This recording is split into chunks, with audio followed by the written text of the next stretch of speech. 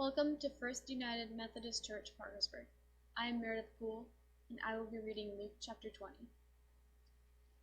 One day, as he was teaching the people in the temple and telling the good news, the chief priests and the scribes came with the elders and said to him, "Tell us, by what authority are you doing these things?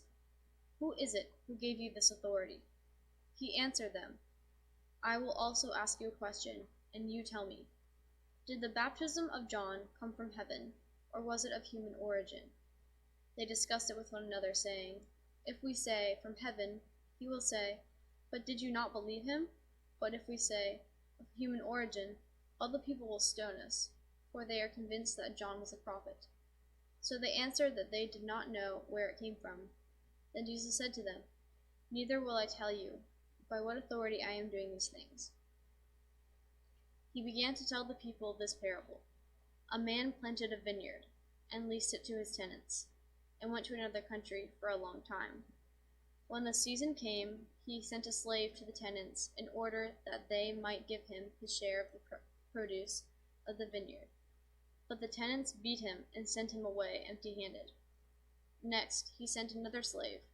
That one they beat and insulted and sent away empty-handed. And he sent still a third. This one also they wounded and threw out.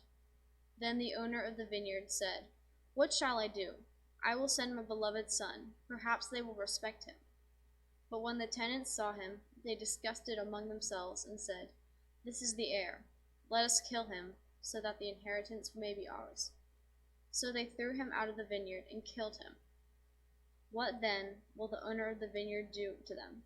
He will come and destroy these tenants and give the vineyard to others. When they heard this, they said, "Heaven forbid." But he looked at them and said, "What then does this next text mean? The stone that the builders rejected has become the cornerstone. Everyone who falls on that stone will be broken to pieces, and it will crush anyone on whom it falls." When the scribes and chief priests realized that he had told this parable against them, they wanted to lay hands on him at that very hour, but they feared the people. So they watched him and sent spies who pretended to be honest, in order to trap him by what he said, so as to hand him over to the jurisdiction and authority of the governor.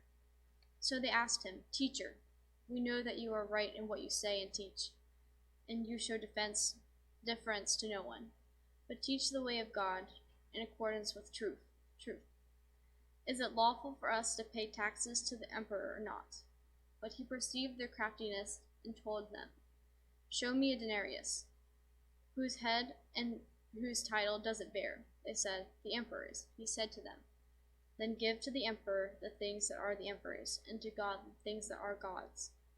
And they were not able in the presence of the people to trap him by what he said. Being amazed by his answer, they became silent. Some Sadducees, those who say there is no resurrection, came to him and asked him a question. "Teacher, Moses wrote for us that if a man's brother dies, leaving a wife but no children, the man shall marry the widow and raise up children for his brother. Now there were 7 brothers. The first married and died childless. Then the second and the third married her, and so in the same way all 7 died childless. Finally the woman also died. In the resurrection, therefore, whose wife will the woman be? For the 7 had married her." Jesus said to them, "Those who belong to this age marry and are given in marriage. But those who are considered worthy of a place in that age and in the resurrection from the dead neither marry nor are given in marriage.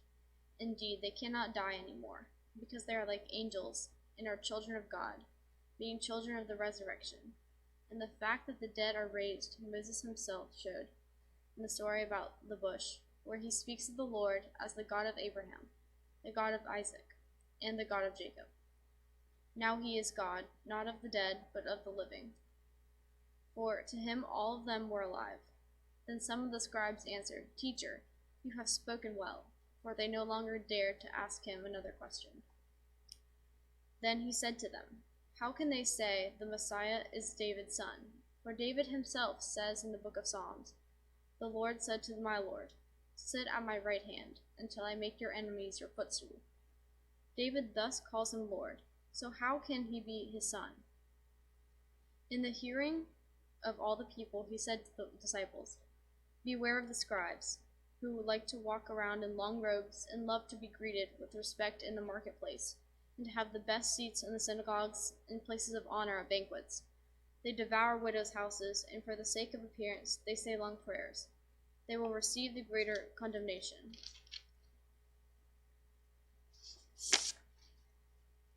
The word of God for the people of God. Here are some of the names by which Jesus was known: O Wisdom, Lord and Ruler, Root of Jesse, Key of David, Rising Sun, Ruler of the Nations, Emmanuel, Come Lord Jesus.